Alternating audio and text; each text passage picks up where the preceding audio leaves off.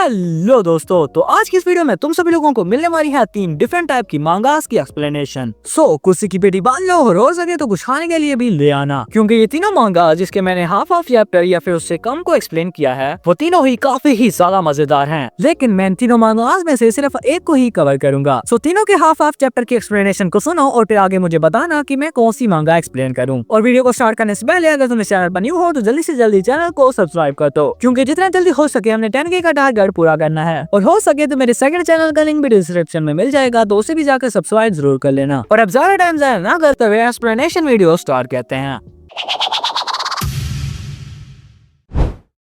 कहानी की शुरुआत में हमें एक डीमन लॉर्ड और एक हीरो की फाइट को दिखाया जाता है, जहां उन दोनों की फाइट काफी ज्यादा इंटेंस चल रही थी। लेकिन साफ साफ दिखाई दे रहा होता है कि डीमन किंग हीरो को काफी अच्छे तरीके से धो रहा है। एंड फिर इसी के साथ में बताया जाता है कि इस दुनिया में डीमन लॉर्ड और हीरोज एक साथ एग्जिस्ट करते हैं, जिन दोनों का मकसद एक दूसरे की पार्टी को खत्म करने का है। और चाहे हीरो जितना मर्जी ताकतवर हो जाए, वो कभी भी डीमन लॉर्ड को नहीं हरा पाता, क्योंकि डीमन लॉर्ड के पास काफी ज्यादा ताकतवर 12 कॉर्प्स कमांडर हैं। और ये सभी के सभी 12 कॉर्प्स कमांडर काफी ज्यादा क्रूर होने के साथ साथ डीमन किंग के काफी ज्यादा वफादार भी हैं। और ह्यूमंस की आर्मी में ऐसा कोई भी नहीं है जो कि इन सभी का मुकाबला कर सके। मगर जहां दूसरे ह्यूमंस इन कॉर्प्स कमांडर का सामना नहीं कर पाते, तो वहां हीरो इन लोगों को मार मार कर इनका कुत्ता बना देता है। हाउएवर ऐसा कहा जाता है कि अभी तक कोई भी ऐसा माई का लाल पैदा नहीं हुआ जिसने कि हीरो को मारा हो। और इसी वजह से इस दुनिया में हीरो और डीमन किंग ही ऐसे हैं जो कि एक दूसरे को मार सकते हैं। एंड इसी के साथ में बताया जाता है कि डीमन किंग की आर्मी में एक ऐसा भी बंदा एग्जिस्ट करता है जो कि सिर्फ किसी हीरो को मारने की ताकत नहीं रखता, बल्कि उसने सच में एक हीरो को मारा हुआ है। और वो है legendary zero corps commander demon aerate. और यही डीमन एरेट डीमन किंग के बाद में सबसे ज्यादा ताकतवर है। और सिंपल वर्ड में कहा जाए तो ये बंदा डीमन किंग का ट्रम्प कार्ड है। और इसी वजह से डीमन किंग भी डीमन एरेट की काफी ज्यादा वैल्यू करता है। और हम देखते हैं कि इतनी देर से जिस बंदे के बारे में बताया जा रहा था, वो डीमन किंग को अपना रेजिग्नेशन लेटर पकड़ा देता है। और यही बंदा हमारी कहानी का मेन प्रोटैगनिस्ट है, जो कि काफी ज्यादा आसानी से डीमन किंग को कह रहा होता है कि मैं रिजाइन करना चाहता हूँ। लेकिन हम देखते हैं कि एरेट की इस बात को सुनकर डीमन किंग काफी ज्यादा गुस्सा हो जाता है। मुझे छोड़ने को कहने की तुम्हारी हिम्मत भी कैसे हुई? ये कहते हुए डीमन किंग काफी ज्यादा गुस्सा हो रहा था। लेकिन तभी हम देखते हैं कि वही शानो शौकत वाला डीमन किंग डीमन एरेट के पैरों में गिर गया। नहीं यार, तू मुझे छोड़ के नहीं जा सकता। मुझे बताओ तो सही, अचानक हमें छोड़ने का मकसद क्या है? और ये बंदा जिसके पैरों में खुद डीमन किंग पड़ा हुआ है, वो कितना ज्यादा ताकतवर होगा, वो जानेंगे हम सब तभी जब तुम लोग बताओगे कि मैं कौन सी मांगा कवर करूं।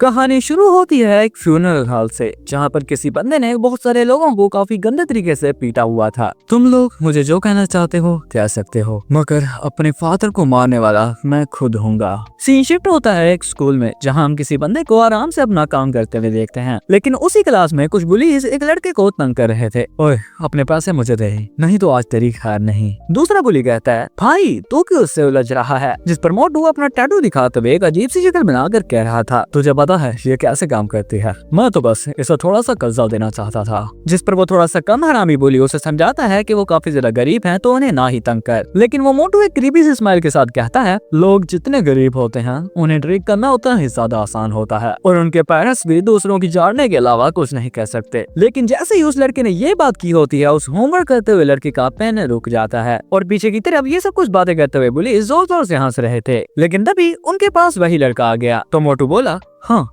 तो तू भी अपना लंच मनी डोनेट करने आया है। मगर वो लड़का अपने पेन से उस लड़के की आंख फोड़ देता है। सीन शिफ्ट होता है टीचर रूम की तरफ, जहाँ टीचर कह रहा था, पिछले 3 सालों में तो तुमने ऐसा कोई काम नहीं किया, लेकिन अचानक से तुम्हारी पर्सनैलिटी में इतना बड़ा चेंज कैसे आ गया? अगर कोई बात है तो तुम मुझे बता सकते हो, इस तरह चुप रहने से कुछ नहीं होगा। लेकिन अचानक से वो लड़का बोला, वो लोग काफी ही ज्यादा लाउड थे। जिस पर टीचर काफी ही ज्यादा हैरान हो गया। मैंने तो बस उन्हें थोड़ा सा चुप करवाया है। और यही हमारी कहानी का मेन कैरेक्टर पिल्लू कांग है।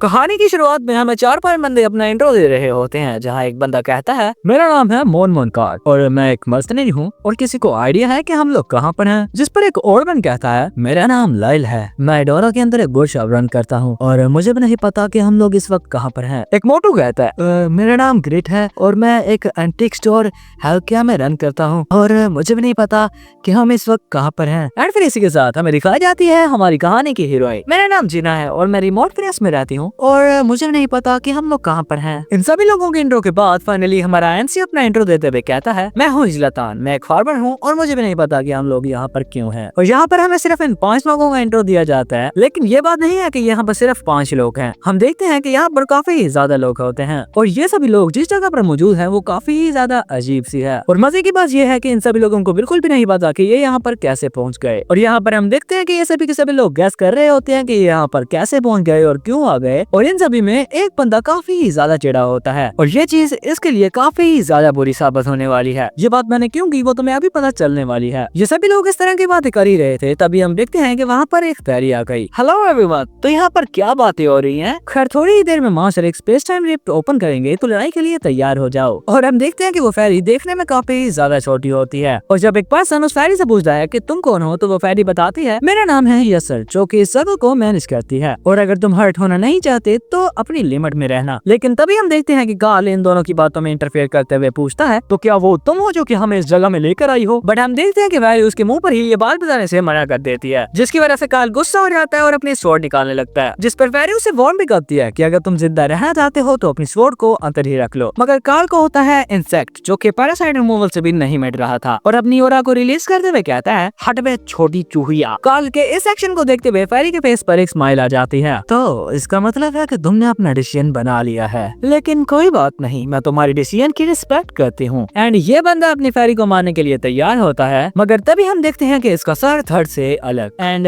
कार्ल का खेल खत्म। और ये कारनामा किसी और का नहीं बल्कि अपनी छोटी सी फेरी का होता है। एंड इसी के साथ हम देखते हैं कि एक सिस्टम विंडो में बताया जा रहा था, कार्ल जो कि एक 2 स्टार लेवल का वॉरियर था वो भगवान को प्यारा हो चुका है और क्योंकि ये फाइटिंग करते हुए मारा गया तो इसकी फाइटिंग स्पिरिट को याद रखा जाएगा। प्रो व्हाट द हेक, ये लड़ाई नहीं थी वैसे। और इसी के साथ कॉज ऑफ डेथ भी बताया जा रहा था कि काफी ज्यादा स्ट्रेस लेने की वजह से उसने खुद ही सुसाइड कर ली। और ये सब कुछ देखकर वहां पर मौजूद सभी लोगों की फटकर हाथ में आ चुकी होती है और ये फेरी ये काफी ज्यादा अजीब सी शक्ल बनाकर कहती है, मैंने कहा था ना कि अपनी औकात में रहना वरना तुम मारे जाओगे।